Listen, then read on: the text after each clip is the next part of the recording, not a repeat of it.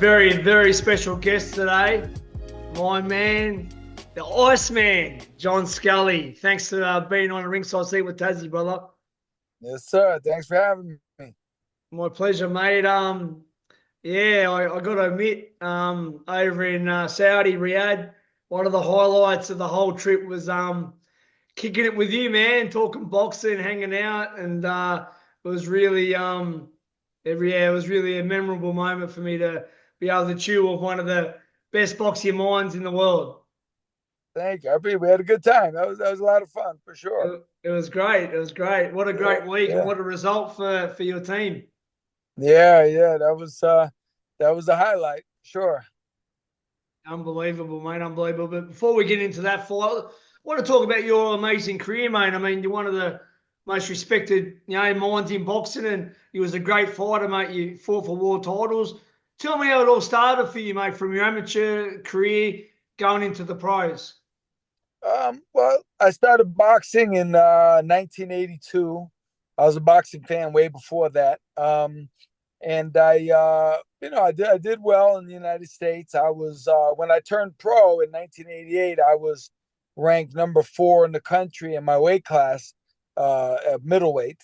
And I won some national tournaments. I won a lot of Golden Gloves tournaments, and I beat some pretty good fighters that became good pros later on. And so then I turned pro in 1988. I fought pro until 2001, and I fought for a world title. I fought Michael Nunn. I fought on TV I think like 14 times, maybe 15 times. And then I started training fighters, pros. I was training amateurs before that, all during my pro career. But I started training pros. I trained Chad Dawson when he beat Bernard Hopkins. I trained Jose Rivera when he beat Tara Garcia for the WBA junior middleweight title. And now I'm with Artur, assistant trainer, and things are looking pretty good. That's great, mate. Yeah, you obviously did have a good amateur career. And obviously, like Michael Nunn, mate, and he's a very, very big name in boxing, mate. Right. Let me know a bit about that fight, mate. Obviously, going into it, he was obviously very well known. And Right. was that after he fought James Toney or before? Yes. It was we fought for the North American title at 168 pounds. He fought James at 160. We fought at 168. He was the number 1 contender when I fought him. And he's Michael Nunn. He's a great fighter. And I was very, very, very prepared for that fight. I was focused. I fought a very good fight. A lot of people, probably most people who know me for boxing, they know me from that fight. Like, that was the fight. Even though I didn't get the decision, that's the fight that probably gave me the most respect out of anything that I've done as a pro. Yeah, okay. Well, obviously, because of the quality of opposition, and you obviously Right. you stepped up to the plate and gave him a hell of a fight. Right. Yeah, I guess, and I always thought this, but I just had it verified for me a couple months ago. But of all his televised fights, you know how they do the punch stats, they do the punches, and they said out of all of his televised fights, I had the highest connect percentage against him, which was over 50%. Wow. Which most people against him was like 15%, 19, 20. But I was at, I think, 54, which was, a feather in my cap, I would say. Oh, 100%, definitely. Yeah. And then not long after that, you went over to Germany and fought one of the greatest, probably, German fighters of all time, Henry Maske. Tell me about that Right. experience. It was the funny thing. Like, when I was a kid watching guys fight for the title, you kind of subconsciously assume that both guys are ready and everything's perfect, and this is them at their best. And as a pro, I found out that wasn't really true. Like, most times there's different issues going into fights, and he may have had issues too. But at the time, my mother was very sick with cancer, and she actually passed away. She was 5 months, less than 5 months after the fight. Wow. So I was kind of dealing with that at the time. I knew she was going to die. and but not to take anything from Henry, because Henry was a very good boxer. Yeah. He won the Olympic gold medal. He was very skilled, very tall. At that time I gave it my best. But he was just too slick at that day. Yeah, but going into obviously with that would have been very hard to be able to stay focused on such a bad time with your mother, obviously as well. That obviously didn't help. But I mean, yeah, look, he's a legend, mate. He reigned for a long time, mate. So definitely, Yeah, definitely no disrespect in losing to a champion. Then he went back yeah, over again and fought another great German as well. yeah. I fought Graciano Rocchigiani in Berlin, which it was a good fight. I actually, not that it means anything, but I banged him up pretty good. I swelled his eye. He had lacerations and a cut on his eyebrow or whatever it was. And I wasn't very marked up at all. I thought it was a good fight. I thought, honestly, I might have respected him a little bit too much. Like, I was expecting much more. They told me this and that and this and that about him, and I was expecting more. And towards the end of the fight, I started realizing, like, I think I could beat this guy. I can beat this guy. I always felt like if we could have had a rematch, I could have beat him. Yeah, But in Germany, you always have that on your mind. It's tough of to win a course. decision, but that's just the way the game goes. Yeah. And what was your pro record in the end when you retired? At the very end, it was 38-11. Yeah. I think 21 knockouts. Yeah, yeah, awesome. Yeah. And then how long after did you retire did you get into coaching? Actually, I was coaching amateurs years, before that. Like, as a boxer, as a pro boxer, Yeah, I was in between my fights. I was going to tournaments all over the country with my fighters, my amateurs. And I actually started training a female boxer, Elizabeth Mueller, before I stopped boxing, and she won the world title in 2001. In the beginning, I think it was January of 2001. She won the world championship at 135 pounds. wow, Yeah. wow. And you've obviously sparred some legends, Mike McCallum, Roy Jones Jr., James Toney. Tell me about some of them experiences and who do you sort of rate out of the sparring sessions, out of some of them legends that Hall of Fame legends. I mean, I've always said, for me, Roy Jones is number one. Yeah. He's the top guy. James Toney is right behind him, right there. Henry Maske, I sparred with him after we fought. He was good. We ended up having very good sparring sessions. I did very well with him. I did better in the sparring than the fight. Yeah, because in the sparring I'm more relaxed and that's right. I can think clear. Yeah. But I sparred a lot with Vinny Pazienza, Yeah, which was really fun. Like, Vinny was a warrior. Like, a lot of guys don't spar hard, like a real fight, but Vinny sparred like a real fight. Like, Yeah. he sparred to win. Yeah, for sure. And what about Mike McCallum?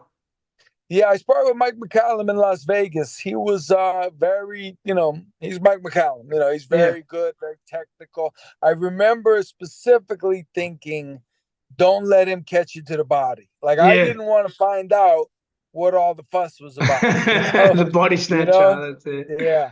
But I thought, I did well.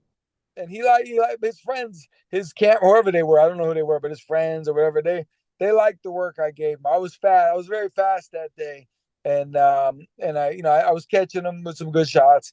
It was good work. I was like very excited to do it. Like, because the thing was, it was spur of the moment. I was in my hotel, literally laying in bed eating ice cream. I was at the Stratosphere Hotel on the Strip, and they called me and they say, "Hey, Mike McCallum's at Toko's. His sparring didn't show up. Can you come over?" Wow. Like, yeah. And I threw my ice cream in the garbage and I ran downstairs and I jumped in a cab and I went over and I gave him the work. Yeah, it was good. Wow. It was good. There we go. It was exciting. Yeah, it was cool. Cool. Before we go into some of the great people you've coached, Who were some of your coaches? Like, who did you sort of learn off in the game? And you obviously grew up in New York, yeah? In Connecticut. Connecticut, yeah. So who were some of your coaches that you sort of learned from? Well, my first coach as a kid was a guy by the name of Joe Burrill. And I think he was probably the best coach I ever had in terms of boxing technique and, skills and things like that. And I kind of got away from his mentality, his methods as I turned pro later on. And I think it cost me. Like if I would have listened to him and stayed the course with his style, I would have done a lot better. But when I turned pro, long story short, but it's the kind of thing where sometimes people tell you as a pro, you have to be more aggressive, you have to be more exciting, you have to please the TV people. Yeah, And, you remember when Floyd Mayweather first came out, everybody called him boring and they yeah, didn't like his style, that's right. but he was winning and he turned it into the most lucrative career ever. Sure But I did. was the type, you know, my manager told me I had to be more aggressive. I had to be, and that really, as a pro, that wasn't my thing. I wanted to be a thinker and a counterpuncher, and I was a good boxer. He didn't give me the credit for that, and I kind of got away from that style, and I think it cost me. So I was not happy with that. But my first coach was a big boxing. His whole thing was box, move, stick Yeah, and move, yeah. and and he passed away, while I was pro. I didn't get to work with him much at all after that. And there was also Russ Amber, who was actually for my last fight, but I worked with Russ many times in training camp. Russ was a very good boxing mind, and I actually learned a few things from him in the gym, getting ready for some fights. And he's an excellent coach for sure. Yeah. So obviously, you led Chad Dawson. Obviously, you was with him in one of the biggest fights against Bernard Hopkins. Tell me about that Yeah. experience being part of the Dawson camp. It was interesting because I've known Chad since he was 11 years old. I actually used to spar with him back when he was like 160, a middleweight, and we had some good sessions and we used to work good together. And I trained him earlier in his pro career, and then we had to separate because he was leaving his promoter, and we wouldn't have been able to train together, and it just didn't work out. But when I got back with him before the Hopkins fight, we clicked quickly, like nothing ever happened, like we were never apart.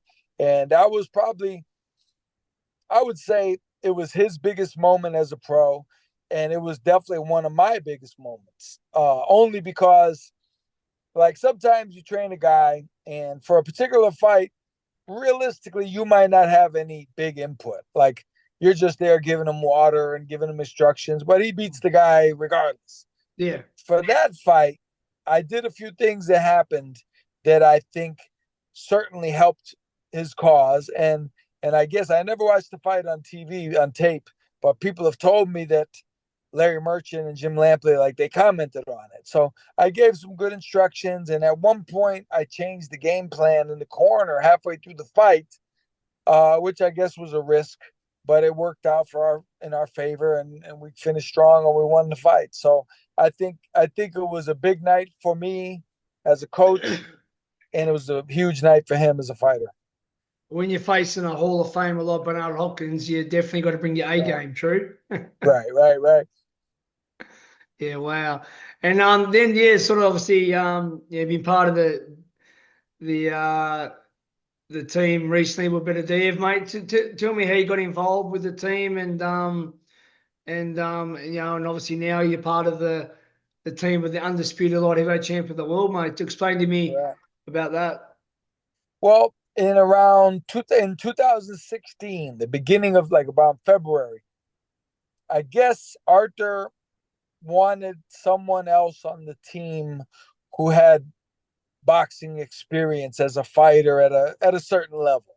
And Mark is a great coach and everything, but he didn't fight pro. So there's certain things that a Yeah. fighter has to relate to. So I knew the guys in Canada. Mark knew me, and Russ Amber knew me.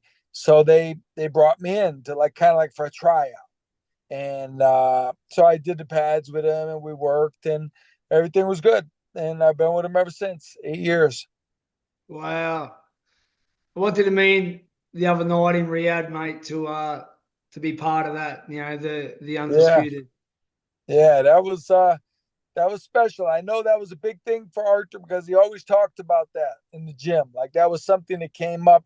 He kind of felt like you're the champion, but you can't be the champion unless you're the champion of all the belts. Yeah. So, he recognized that. That was his goal.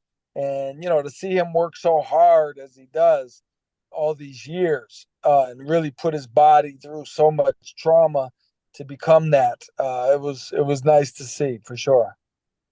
It was a great fight, mate. It was a tough battle, close fight. Obviously, some had Bivol winning, some had the draw, some had, Artur winning. How did you feel like during those middle to later rounds, mate? Like, did you feel like you needed to sort of close the show? Right. Well, the longer it went, the better we felt, the better I felt. Yeah. He gets strong, which is par for the course with him. He gets stronger as he goes. I thought he certainly over the last 3 rounds, he swept it. Yeah. He was strong and aggressive, and their body language compared to each other was very favorable to Artur. Yeah. So it's a close fight, but I think ultimately one guy exhibited constantly that he really wanted to fight, like he really wanted to win. Whereas I think before he got a little maybe shell shocked with the power, so he wanted to win, but he wanted to win the boxing match, but he necessarily didn't want to go through the fight to get it. Yeah. You know what I mean? He boxed well and he wanted to win by boxing, but Artur put relentless pressure, and that counts for something, obviously. Yeah, mate. I loved it. Obviously, being ringside and then being, in the change rooms, you guys later on, mate. I mean, you and Mark Ramsey and the whole Beterbiev team, mate. Great bunch of guys, and it was awesome to be able to capture the moment backstage in the change rooms, which I'll never forget. It was very special. Yeah, for sure. Yeah, for sure. So, do you think, obviously, down the track, there'll be a rematch next year, or sort of still obviously? I would assume so. Yeah. Like it's boxing, so who knows? It doesn't. What makes sense in reality doesn't always make sense to boxing people. That's But true. it would stand to reason that we're gonna have a rematch. I don't know why, for the life of me, that there wouldn't be one. Yeah, correct. That's right. And mate, like with you over the years, what's your opinion of Australian boxing? Like when I say Aussie boxers to you, what's some of the first things that come into your head? When I think of Australian boxers, I think of Jeff Fennick and Jeff Harding. I think Yeah. of those two guys, and they just both so happen to be like super strong. Especially Fennick. Both of them. Like I think of them like just these machines that you just can't stop them. Like once they get zoned in, that's it. Like you know, Fennick, what he did early on in his pro career against these good fighters, With and he was Mexicans. like a novice. He was a novice pro, Yeah. and he's just ruining these guys like Stephen McCrory, and I think Oh, I don't know if it was Bernard Taylor, whoever. He's just steamrolling these guys. yeah.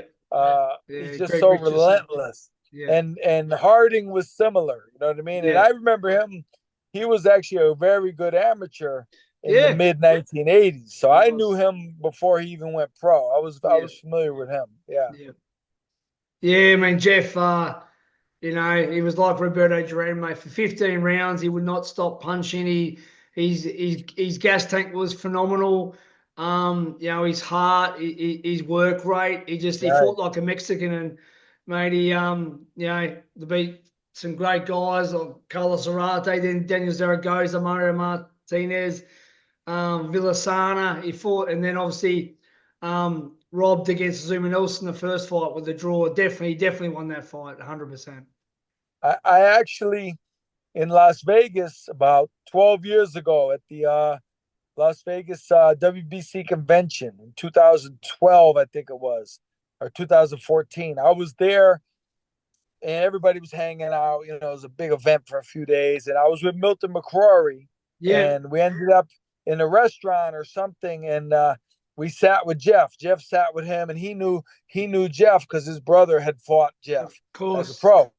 So I sat with Milton and Jeff. We ate dinner, and yeah, Jeff he's a fun guy. Like you Yeah. could see he's a fun guy, like Yeah, funny no, he is. and just he could tell a joke and but you could see, people know, like the vibe was you don't want to mess around with this guy. You know what I mean? Like you want him as your friend. Yeah. Right, yeah. I mean, I'm blessed to have been able to say I trained under him for many years, and I've got a great relationship with Jeff. And yeah, that was funny, man. Was it? Who was it? Was it you? I was talking. No, who was it? I was talking about the experience in Germany with Danny Green and when he fought Eric Luca. There was a bit Yeah, of I think you told me a yeah, story or something. You yeah, told me something yeah. happened. There's a Yeah, bit going on in the change rooms, yeah. But yeah, they definitely learnt they can't mess with Jeff. And as for Hitman Hardy, man, what a fight against Dennis Andres, yeah. unbelievable. No, he was the same type of thing. Like Yeah, in his prime, you were gonna have to kill him. yeah, Like he was coming, he was coming, he was coming. He was relentless, and yeah, I respected him a great deal. yeah. Mate, I'm pretty devastated myself, mate. As I said, I'm very close to Costa Zoo and Tim Zoo. Did you catch a fight the other day, mate? And was you surprised with the result? I was out for the evening. I wasn't able to catch it, but I was surprised. Yeah, Yeah, I was definitely surprised. Yeah. yeah. No, I was yeah, like most of Australia, but especially for me, having a personal relationship, I was absolutely shattered. So I just hope that he can bounce back like the champion I know he is and get back on top, you know. But Right. that's boxing, mate. I remember the great Johnny Lewis who trained Jeff Fennick and Jeff Harden. He told me once, he said, Tazzy, you can rock up to the fight in the limousine and you can go home on your own on the bus. That's boxing. That's right, 100%. So Yeah, for sure, for sure. let's talk a few past greats. I mean, remember we were there and we were going back and forth with the legends, mate. Obviously we all appreciate the Ray Robertsons, the Henry Armstrongs, the Archie Moores, the Willie Pep. Actually, tell me the story, the Archie Moore story you told me, which is unbelievable. Was that the one about the bathroom?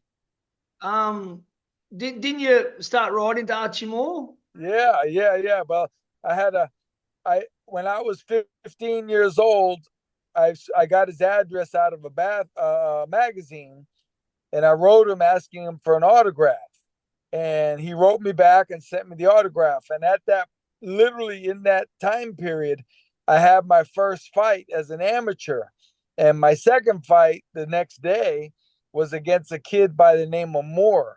So I thought, man, it's a good reason I could write to Archie again. So I say, hey, by any chance, are you related to William Moore of New York? Because I just fought him yesterday. And he's like, no, no. And then he asked me a couple questions, and I wrote back. So he told me, he said, listen, I'm going to be your advisor through the mail. I'm gonna coach you through the mail. Wow. And we end up writing to each other for 15 years. And Unbelievable. until he Unbelievable. passed away. Yeah. And he used to call my house, but I was when I was talking about the bathroom, your listeners might be confused what I was talking about. But the first time I met him, the second time I met him, we were at an event. We had tuxedos on and everything. And when he saw me at the event, the first thing he did was he said, "Come with me. Come with me. I want to work on your jab." And I'm in a tuxedo, right? And so we didn't have anywhere to go. So we went into this little tiny bathroom that had just a toilet, a sink, and a shower stall. So we're in there and he shuts the door and we're working the jab, right? And all of a sudden somebody's trying to get in. They're trying to come in and use the bathroom. It's Floyd Patterson. Oh Floyd my God. Patterson Oh my God. comes in to use the bathroom. Now they had fought each other and they know Yeah. each other. So we're in this little tiny room, tiny bathroom, the three of us. We could barely fit. We're in tuxedos, and they're talking about, hey, how's your wife? And so I figure we're done. We're getting out of the bathroom so Floyd can use the bathroom. But no, we are not done. he takes me in the shower stall and lets Floyd urinate in the toilet. So the only thing separating us is a thin fiberglass wall. So I can hear Floyd Patterson using the bathroom, and Archie's telling me to stick the jab, and he's getting mad at me because I guess I wasn't doing it right. And he's gritting his teeth and he's telling me, no, you got to do it harder. And I'm sticking his, he's holding his hand up, and I'm jabbing his hand. And yeah, it was something. It was crazy. It was crazy. You're in the bathroom with two of the greatest of all time. Yeah. Wow. The original youngest heavyweight champion in Floyd before Tyson, and Archie Moore, I think, arguably, possibly the greatest light heavyweight of all time. And that's unbelievable. Wow. The old Mongoose. Yeah, it was crazy. Yeah. people that, my viewers that don't know Archie Moore, do yourself a favor, Google him, YouTube him. He was let me tell your listeners this. If they don't know who Archie Moore is, just understand this. Archie Moore in his career had more knockouts than Rocky Marciano, Muhammad Ali, and Floyd Mayweather had fights combined. All their fights combined don't add up to the number of knockouts that Archie Moore had. That's crazy. That's crazy. That's who he is. That's amazing. And I don't know if you want to talk. Don't know if you want to touch on this one again. We'll just keep it between us. But it was a good story. You told me the good Roberto Duran story, but maybe about the trophy. Yeah. Yeah. Well, no, that one's been out there, and we're friends now. But I was at an event in 2019. And I got an award. It was in New York City. Jerry Cooney was there. Larry Holmes was there. Marlon Starling. All kinds of people were there. And so I got an award. And I went up to the podium to speak. And the award was right in front of me. And Roberto Duran was literally sitting right next to me while I was at the podium. So he knows the trophy's mine. And so when I get done with my speech, I go and I sit down back on my dais and I put the trophy behind me. When it was over, we all went out into the audience to take pictures and sign autographs and stuff. And then I thought, oh man, I forgot my trophy. I had to go get my trophy. And I go and the trophy's gone. And I'm saying to myself, man, somebody stole my trophy. I can't believe this. So I tell the guy who's running the thing, I said, somebody stole my trophy, man. So he gets all the workers there and everybody's looking and they're looking under the tables and everybody's searching. And at that moment, a former well-known world champion comes up to me and he says, yo, Skull, Duran got your trophy. And I'm like, what? He goes, I'm telling you, man, he got your trophy. I said, you're crazy. He said, I'm telling you, he wanted the trophy and he said he's taking it home to put it in his Hall of Fame at his house. And I'm saying, why would he do that? It's my trophy. It's got my name on it. So I still don't believe him, but I'm thinking maybe. So I go outside and I wait in the valet outside where the event is, and I wait for all the people to come out. And all of a sudden, here comes Duran with his family and his son, who's like, he was in his 20s, I guess. And his son is carrying a trophy. So I'm like, all right, this doesn't look right. so I go over and I said, let me see that. And I look at the trophy and I see my face, my picture's on it. So I kind of like pull it out of his hand and I guess he doesn't know. And he kind of steps towards me and I step towards him and it's very confrontational. And I start uncharacteristically, I get loud. I was pretty enraged. And then I kind of told everybody off and I went to the truck right there in the valet. And when I get in the truck, my wife is freaking out. She's like, are you crazy? What are you doing? I said, hey, I got to get my trophy. And then Duran and his family, here they come. They're coming over to my truck and they come around the side and I roll the window down and now it's just like, I'm being disrespectful. Now I'm like, what do you want? What do you want? And, they want the trophy and we're kind of, and I said, listen, man, I don't understand what this is. Like, this is my trophy. how in the world do you think I'm giving you my trophy?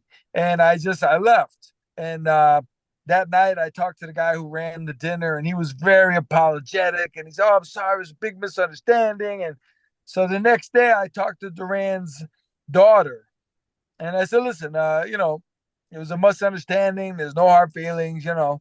And I saw Duran about 2 months later at another event, the Atlantic City Hall of Fame in Atlantic City. And I actually have it on video where I'm looking at him. I'm filming the audio. I'm filming the room. And I go, "Oh, there's Duran. Uh-oh." I'm like, this is live. Like, something's going to happen here. And so I waited to see when Duran saw me. And luckily, and I got it on film where he saw me, and he goes, "Oh, it's okay. It's okay." And he hugged me, and so we're good. So then, like a year or two ago, I was in New York, and I talked to his family, and we're laughing and everything. He was in the room next to me in the hotel in Bally's in New York City, in Atlantic City. And his family, they told me, "Oh, every time we go to New York, we talk about you. We remember that day." That's So funny. it Wow. all turned out well. But yeah, we had quite an explosion there. Not many people have that story with the hands of stone, mate. That's I don't think so. unbelievable. No, I don't think so. Oh, that's awesome, mate. Mate, I won't keep you much longer, but like, give me a bit of a rundown. Like, who's some of your favorite fighters of all time? I mean, like, if you had a pound for pound ranking, like, who would you who's some of the names that you'd sort of throw out? Not in any order really, but who would you sort of, Yeah. yeah, Well, Muhammad Ali has always been my number one yeah, me since too. I was a kid. He's my number one. Uh, I'm a big fan of Sugar Ray Leonard and what he did, and the level of people he beat is phenomenal.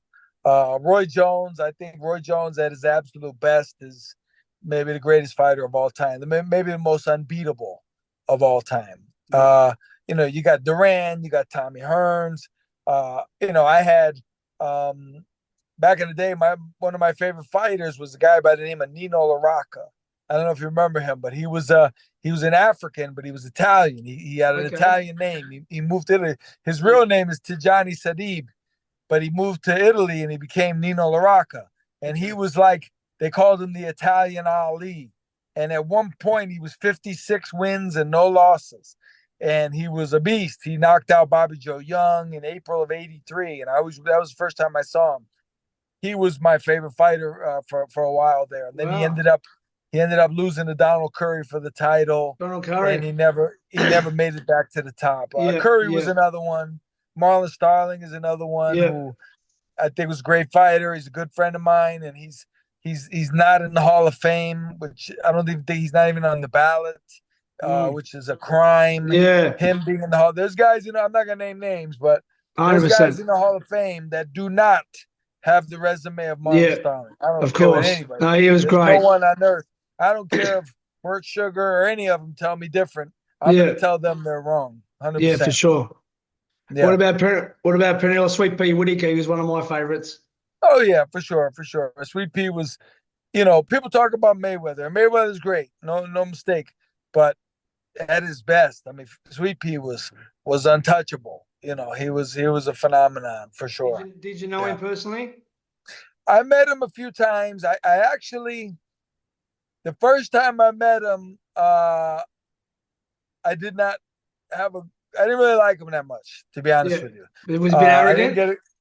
He's kind of arrogant. I didn't, we were in a gym setting, like it wasn't like a lot of people around, but I wasn't a fan, And then the second time I met him, I didn't like him that time either. And I believe the third time I met him, I didn't like him that time either. Wow. The fourth, right, three times in a row, he turned me off, right? But the fourth time, it was awesome. If any of your listeners know, in Canastota, where the Boxing Hall of Fame is, there was a restaurant that they just tore down like 2 years ago called Graciano's. That's a famous place where all the real boxing people hung out on Thursday, Friday, and Saturday night at Graciano's. It was the greatest place on earth. And it would close like 3 o'clock in the morning. And one night, back around 2014 or so, 12. After it closed in the middle of the night, a group of us stayed and hung out in the parking lot. It was me and two friends of mine. It was some of the normal Hall of Fame people that come. It was Milton McCrory was there and Purnell was there. Those are the two bigger names.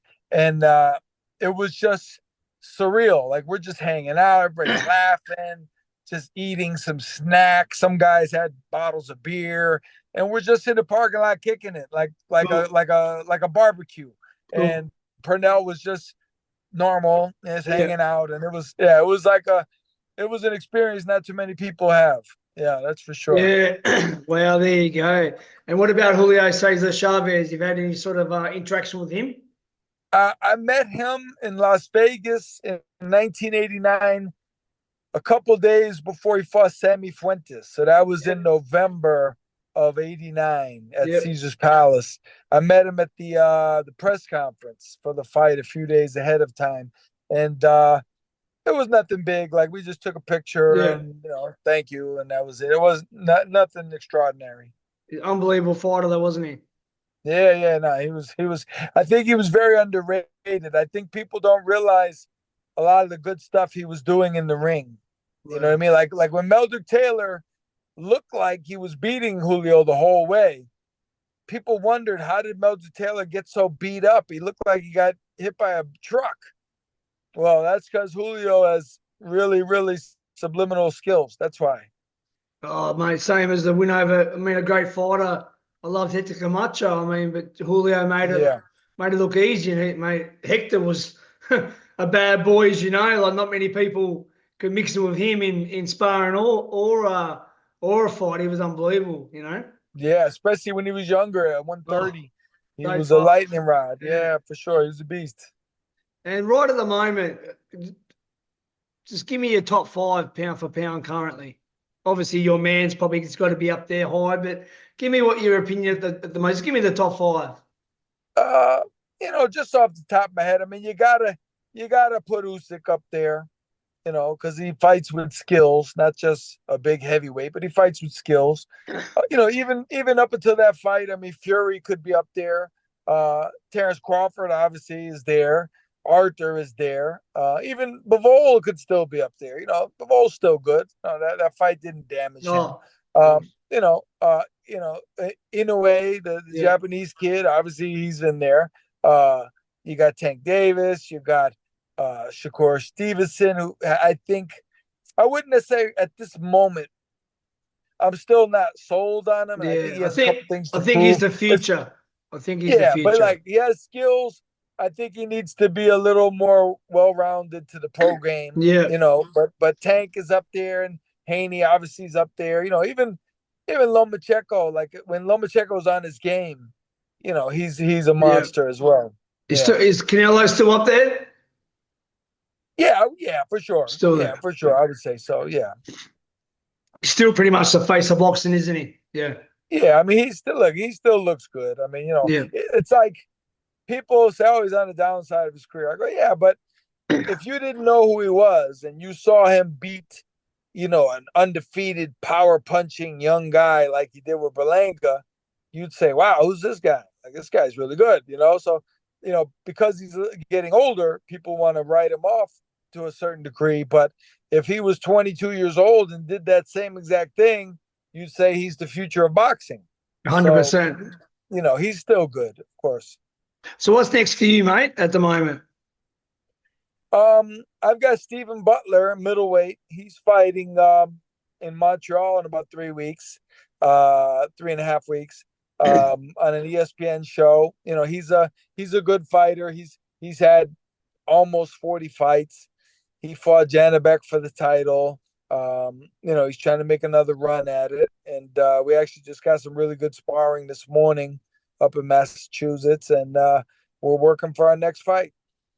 Awesome, mate. Well, thank you so much for your time, Iceman. As I said, I enjoyed the week in Riyadh, chilling, just talking boxing, which I love to do, and obviously too. And I hope to see you again soon, mate. Whether it's at the rematch, or I'll probably be there for Usyk Fury rematch if you're going to be there, maybe. Or any chance you come over to Australia one day? You never know. My wife likes to travel. I can tell you that much. So it's certainly a possibility. That's for sure. Yeah. Well, mate, not only were you a great fighter and you're a great coach, be one of the nicest people I've met in boxing, mate. You're a true champion, and I value our friendship. And thanks so much for being a guest on A Ringside Seat with Tazzy. Yes, sir. No, I appreciate it, man. I'm glad I met you, and we'll be friends till the end. Don't worry. Mate, 1,000,000%, my friend. You take care, Iceman. All right, buddy. Be good. See you, my guy. Bye. Yes, sir. See you, mate.